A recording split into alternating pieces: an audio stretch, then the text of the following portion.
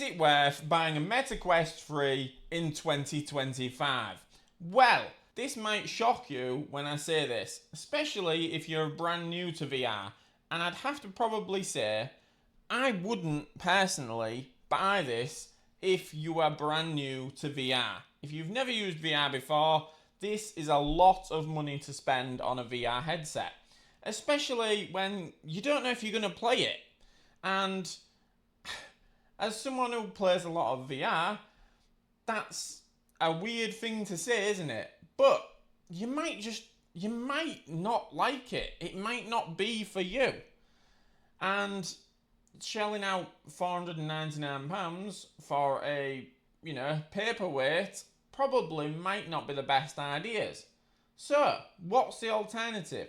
If you're wanting to play VR or you're wanting to try it out, I would 100% suggest picking up the Meta Quest 3S. Now you're going to think, well, surely this isn't as good. And you'd be sort of right. It doesn't have as good a spec as this one. However, you're going to be able to try all the same games. You're going to be able to have all the same experiences. You're going to have all the same mixed reality experiences as the Quest 3. It just might be a little bit heavier and maybe not as comfortable. And the lenses are not going to be quite as good. The display is not going to be quite as good. But if you've never played VR, you've got no reference point.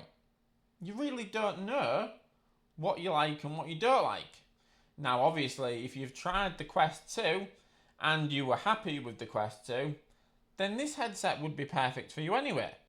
But if you've never tried VR, and this is really the video, the video is aimed at people who have potentially never tried VR, this probably is the ideal candidate for at least trying it out and seeing what you think. Now, I always 100% recommend getting a new strap because this thing is heavy. It weighs a lot and it's not the most comfortable thing to have on your head when it comes with the default strap, which isn't supportive in any way. So I would always recommend getting a new strap for it. Then you're going to actually find out whether you like it or not. I mean, you might have what they call VR sickness, motion sickness, when you try VR. It does happen. There are ways to get over it, but sometimes you do have to get used to it almost. I personally didn't really ever experience it, so it's not a massive issue for me, but that doesn't mean that other people don't have that experience. And I think if you're going to spend money on a headset, you might want to just get the cheapest one you possibly can. And at the current point in time, this is the cheapest headset you can actually buy. Unless you buy a second-hand Quest 2, which you're not going to get the same experience as this or this. So I would highly recommend you getting the Quest 3S. Just generally, just to see if you like it.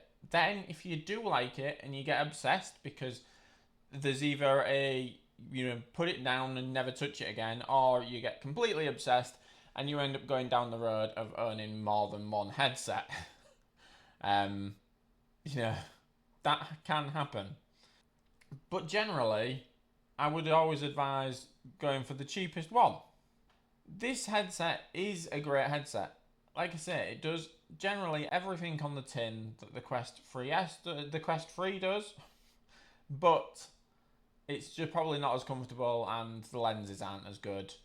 And there's a few other things that, if you're brand new to VR, I don't know how much they necessarily matter, but just be aware that you are getting a lesser product.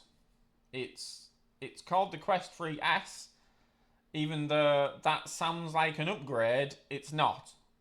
And the price obviously reflects that. But overall, if you're brand new to VR, I would go with the Quest 3S. If you're wanting to go away from Meta though, which, you know, some people don't want to be associated with Facebook. Some people don't want anything to do with Facebook or Meta, whatever we want, however we wanting to call it these days. I would then 100% recommend the Pico 4 or the Pico 4 Ultra. Now, the Pico 4 Ultra is probably the one I think you have to have now, so it's more expensive than the Quest 3. I prefer the Pico 4 Ultra, but it is more expensive, and you have to accept the fact that if you don't want to use a Meta headset, you have to pay a little bit more. I generally find the experience on the Pico 4 Ultra a little better than the Quest 3. But then again, that's just generally me being a little bit more picky. The other advantage with the Pico 4 Ultra is that you get straps and trackers. You can get trackers to go with it, which makes it for a much more immersive experience, which is why I personally love the Pico 4 Ultra. I think it's just the best all-round standalone headset out there for the price point, because it's not too much more expensive than the Quest 3. Anyway, rambling a little bit now. Generally, if you're brand new to VR, is the Quest 3 a valid headset to buy? No, I wouldn't say so.